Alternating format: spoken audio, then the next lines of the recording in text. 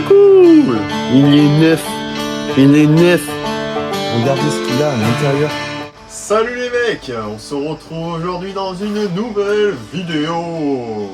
Cette semaine, vidéo mécanique, puisque j'ai un problème sur la Peugeot 205 qui est juste là, de refroidissement. En gros, je vous explique, j'ai remis en route tout le moteur. Et là, on en arrive à la fin et je me rends compte que j'ai un problème de surchauffe. Ça veut dire que quand je démarre le véhicule, à froid, 5-10 minutes après, elle surchauffe et le ventilo ne se met pas en route. Donc, je pense qu'il y a un problème soit de sonde, soit de capteur, soit de Calorsta ou quoi. Bref, aujourd'hui, c'est la recherche de panne et la résolution de la panne sur cette fameuse 205 GTI. Enfin, aujourd'hui, je vous dis aujourd'hui, mais cette semaine. Parce que forcément, c'est une vidéo par semaine. Là, c'est une vidéo qui va prendre toute la semaine. Donc, on va sans plus attendre s'attaquer à ça. Et en attendant, laissez un commentaire pour vous dire comment vous avez aimé la dernière vidéo. Likez, commentez, abonnez-vous, la petite cloche. Et puis on se dit, c'est parti. Allez, let's go. Bon, là, très concrètement, la première chose que je vais faire, c'est ce que j'ai commandé en premier, c'est la seule pièce que j'ai commandée pour le moment pour ça, c'est qu'on va changer le Calorsta. Parce que la plupart du temps, alors c'est pas tout le temps ça, mais la plupart du temps, c'est un problème de Calorsta. Il faut savoir que cette voiture, ça fait au moins 10-13 ans qu'elle n'a pas tourné. Donc le Calorsta est fort probablement grippé ou même mort tout court. Donc la première chose à faire, c'est ça. Le Calorsta, il se trouve juste ici. Donc on va... D'ailleurs, le moteur est chaud. J'ai essayé de démarrer juste avant, comme un gros débile.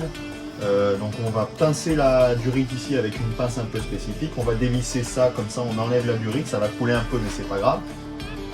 Et puis après ça, on va démonter le Calorsta. Je pense que ça va couler pas mal. Donc l'idée, ça serait quand même de mettre un bac dessous. Sauf qu'en fait, il va falloir lever la voiture, je suis en train de penser. Mais ça va en foutre de partout.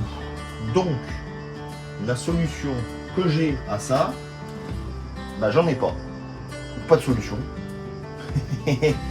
Donc on va dévisser, on va en foutre de partout. De toute façon, il n'y a pas le choix.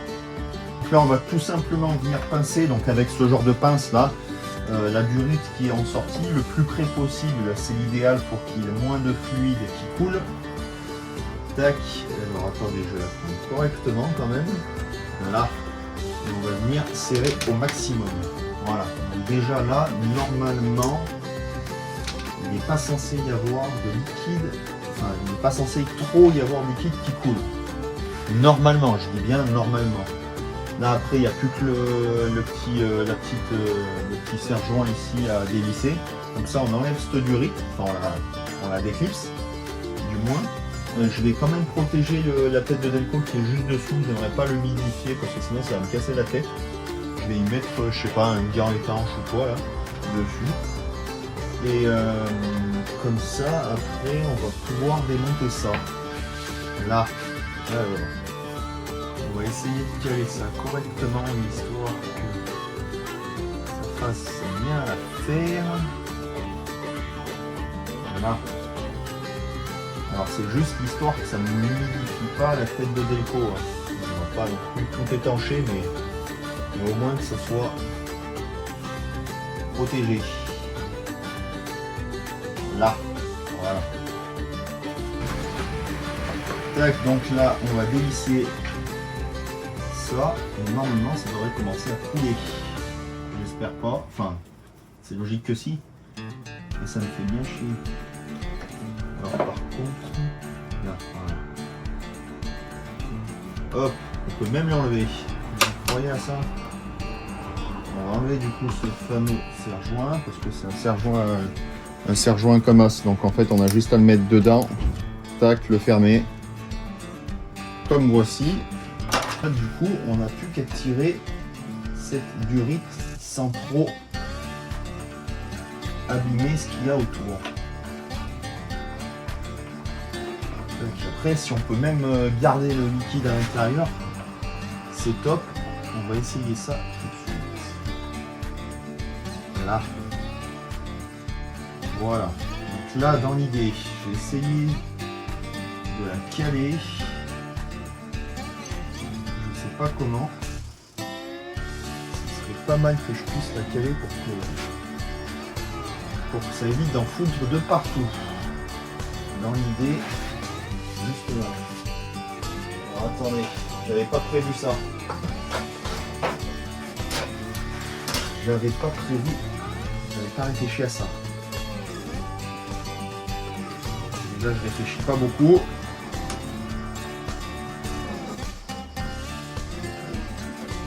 Là. Voilà. Là comme ça ne bouge plus.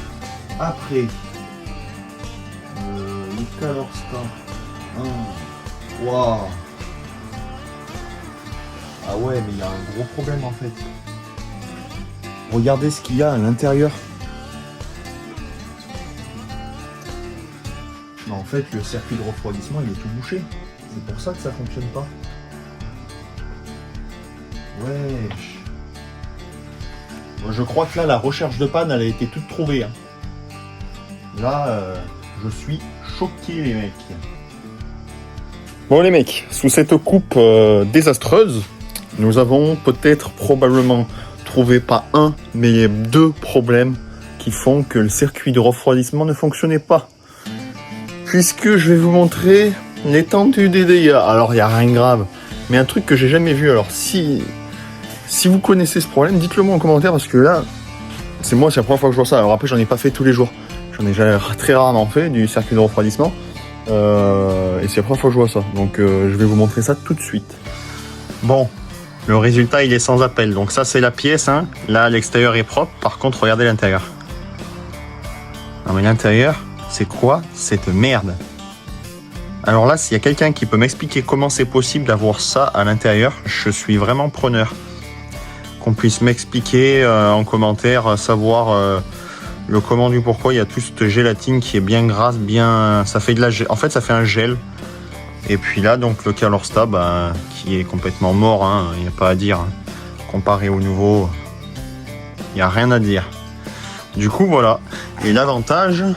c'est que là, alors je sais pas si vous allez voir, tac, je sais pas si vous allez voir, mais à l'intérieur, c'est plutôt propre. C'est vraiment pas dégueulasse, donc c'est plutôt positif. Et en fait, il y a juste donc, le tuyau qui est là, qui va jusqu'au radiateur, qui est vraiment dans un état pitoyable. Donc je pense que je vais démonter le tuyau, et je vais aussi démonter le tuyau d'arrivée d'eau. Voir s'il y a de la mer qui arrive. S'il n'y a pas de mer qui arrive, tant mieux. Et s'il y a de la mer, ça veut dire qu'il y a de la mer qui est potentiellement rentrée dans le moteur. Donc il va falloir qu'on regarde ça ensemble maintenant. Là, il est un peu tard, donc je vais pas faire ça maintenant. Mais pour vous, ça va être l'histoire de quelques secondes. Et comme ça, dans la vidéo, on va démonter tout ça, vérifier, tout nettoyer, que ça soit tout propre. Et que ça soit prêt à repartir tout neuf et que ça fonctionne. Parce que l'idée, c'est que ça fonctionne. Donc moi, je vous dis à tout de suite dans 5 secondes. Moi, ça sera soit demain ou samedi, je sais pas encore. Mais enfin bon, bref, vous en foutez. C'est parti, on continue tout ça tout de suite, les mecs. The next day. Bon, là, le topo va être simple. Pour démonter le radiateur, qui est juste là derrière, enfin derrière la traverse. L'objectif, c'est que je vais démonter cette pièce-là, noire, là. Comme ça, le radiateur, on n'aura plus qu'à le lever ici. Et ça sera beaucoup plus simple. Va falloir que je regarde où c'est qu'il est fixé pour que je puisse le démonter, pour éviter de devoir tout dévisser, parce que si je peux éviter d'enlever 40 millions de vis, ça m'arrangerait bien. Allez, on va attaquer ça tout de suite.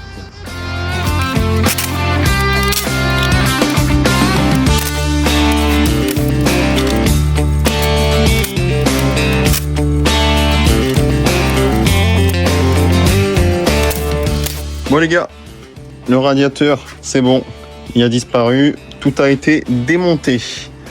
Donc il est juste là, le voici. Donc là ce que je vais faire, c'est que je vais tout démonter, tout nettoyer, l'intérieur, extérieur, tout ça. Comme ça il sera prêt à être remonté neuf dans la voiture. Je vais vérifier ce tuyau aussi qui était... comme vous l'avez vu juste avant, assez poreux et assez merdique. Donc, on va falloir bien le nettoyer et vérifier le reste des tuyaux, voir s'il y a si ça continue ou pas, ou si c'est vraiment juste, c'était localisé par ici. Si c'est juste localisé par ici, tant mieux. Si ça remonte dans le circuit, ça veut dire que c'est passé dans le moteur, et là, ça ferait plus chier, ça veut dire qu'il faut tout nettoyer. Donc je croise les doigts, mais je pense pas que ça soit remonté, puisque là, juste ici, j'en ai pas. Donc c'est plutôt positif. Donc on va nettoyer tout ça. Comme ça, il n'y aura plus qu'à tout remonter correctement, bien sûr. Tout vérifier. En même temps, je vais vérifier là avant de remonter le ventilo, voir s'il fonctionne. Et puis comme ça, on remonte tout proprement et ça évite de monter, démonter 36 000 fois. Les mecs, il fait une chaleur, c'est horrible. Je sais pas si chez vous c'est pareil. Dites-le moi en commentaire parce que alors moi, là où je suis à l'heure actuelle, c'est un enfer. Tester le ventilateur, il n'y a rien de compliqué. Je vais mettre un fil sur la phase. Comme ça, on va le caler là. Faut pas que ça bouge. Dans l'idée, ça serait mieux. Tac, voilà. Et un fil sur le neutre. Et d'après la logique, si ça tient, bien sûr. Alors attends, je vais pas me tromper. Tac. Donc là. Pourquoi ça ne va pas tenir? Ah, ça ne va pas tenir. Alors attendez. On va le scotcher. On va le scotcher proprement. Enfin proprement. On va le scotcher. Histoire que ça tienne un minimum. Tac. Vu que c'est du 12 volts, je peux me mettre en direct sur la batterie. Ça ne craint rien. Tac. Là. Voilà.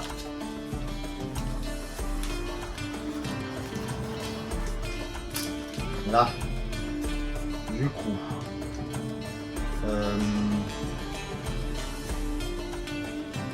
Ça c'est le moins, normalement. Ça c'est le plus.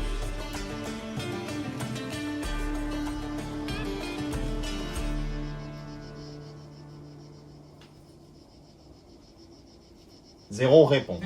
Bon. Peut-être que ça touche pas.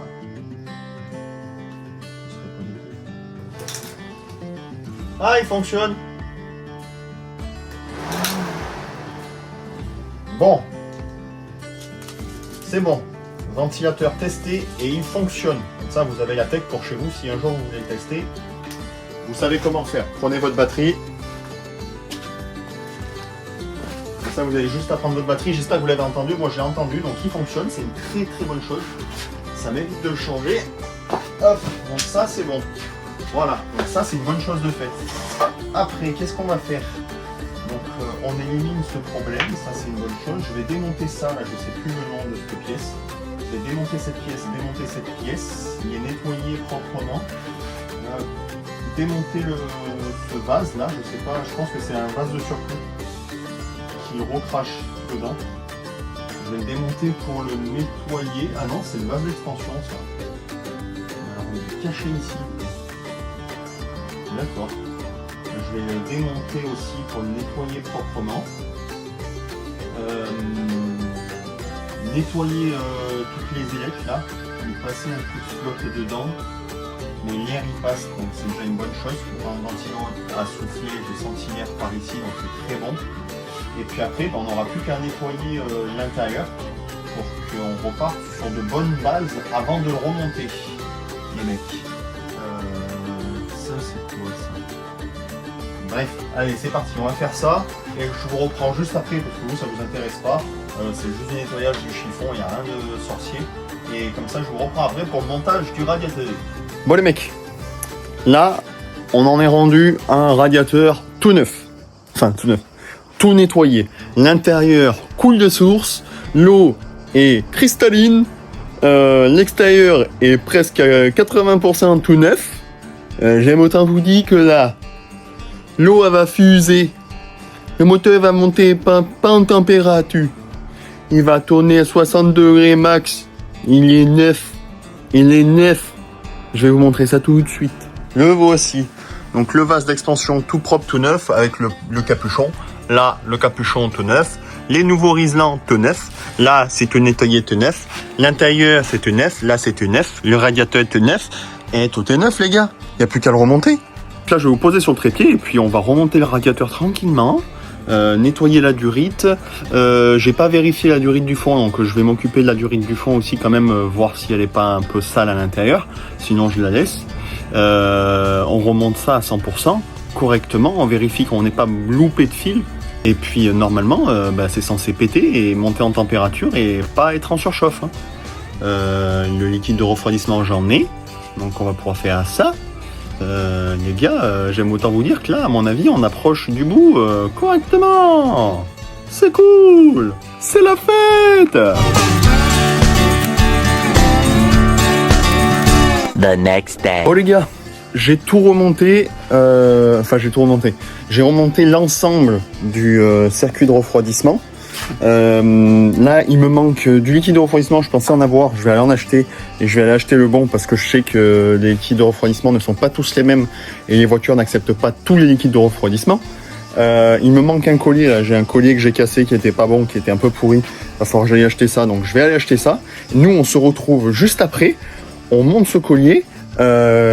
On purge le liquide de refroidissement, on remplit le moteur de liquide de refroidissement avec le radiateur, tout ça.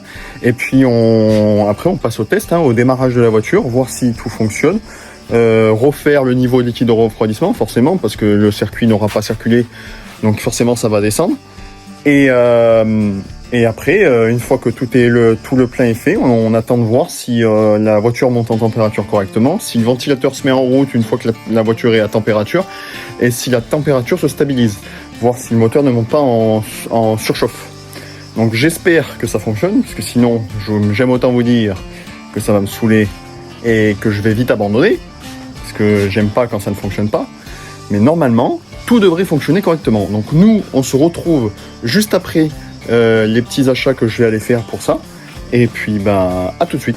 Oh les gars, on fait un point ensemble. Donc j'ai tout remonté. Enfin, j'ai remonté l'essentiel. Ce que vous remarquerez, la traverse n'y est pas ici. J'ai fait le plein de liquide de refroidissement dans le vase qui est juste là et juste ici. Les vis de purge, donc, qui en a une là et une là, je les ai dévissées. L'eau a coulé sans air. Donc ça, c'est bon. Toutes les durites qui passent de partout sont toutes revissées correctement. J'ai pas de fuite apparente pour le moment, donc c'est une très bonne chose. Là, j'ai remonté la batterie, et j'ai remonté la courroie d'accessoires parce que je l'avais démontée pour pas qu'elle me gêne et pour pas l'abîmer. Donc là, on va pouvoir passer au démarrage et premier démarrage, laisser tourner à peine une minute. Refaire le plein de liquide de refroidissement parce que je pense qu'il y a encore des bulles d'air, enfin revérifier en tout cas, donc on va laisser ouvert pour le moment. Et après on va, une fois que ça c'est fait, on va laisser monter en température, voir si le ventilo se met en route à un moment donné et voir si elle tient la chauffe sans monter en surchauffe et que les voyants s'allument. Donc on croise les doigts pour que ça fonctionne les gars.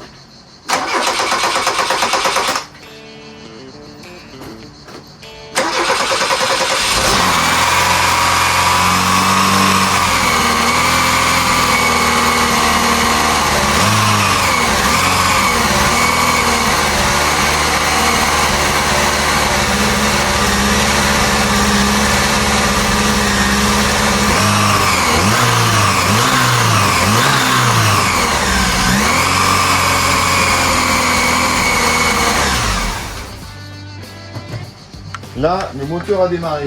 C'est une très bonne chose. Parce que ça aurait pu être une catastrophe et il aurait pu ne pas démarrer. Je vais vérifier qu'il n'y ait pas de fuite. Mais j'ai l'impression qu'il n'y a rien du tout. j'ai des petites gouttes dessous. Est-ce que c'est pas un surplus de tout à l'heure? Je regarde ça. Alors ça vient pas de là. Tac tac tac. Non, aucune burite ne coule, donc c'est positif. Donc ça veut dire que ça doit être un surplus qui a dû se stocker tout à l'heure parce que j'en ai fait déborder un peu. Donc c'est rien de grave. Bon, là l'objectif maintenant, c'est qu'on va reculer la voiture dehors et on va la laisser démarrer pour voir si ça ne chauffe absolument pas. Donc si ça ne chauffe pas dans un premier temps, et dans un deuxième temps, si le ventilo s'allume et que le calorstail s'ouvre. Parce que bien évidemment, il faut que tout fonctionne.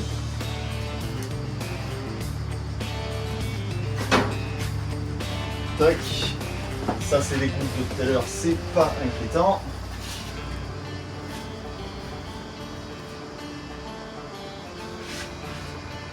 Hop.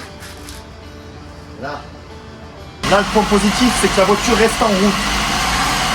Pas de voyant sur le tableau de bord, pas de fuite, et ça fait déjà à peu près 3-4 minutes qu'elle tourne. On attend encore parce que c'est beaucoup trop tôt pour voir s'il y a un problème. Et je reviens vers vous juste après. Les mecs, après plusieurs tentatives, le radiateur ne s'est pas allumé. Donc, malheureusement, c'est une fin de vidéo un petit peu catastrophique, je vous l'avouerai.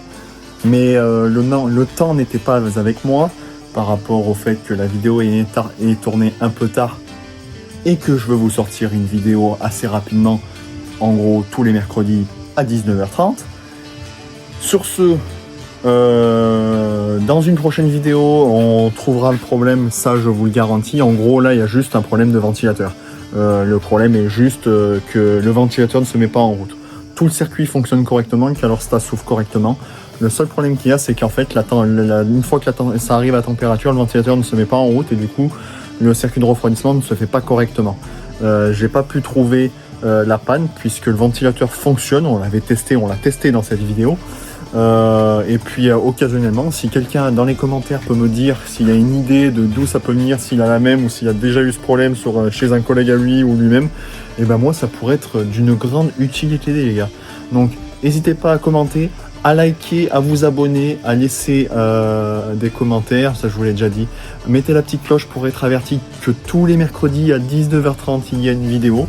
Et moi je vous dis à plus les mecs, à la semaine prochaine, salut!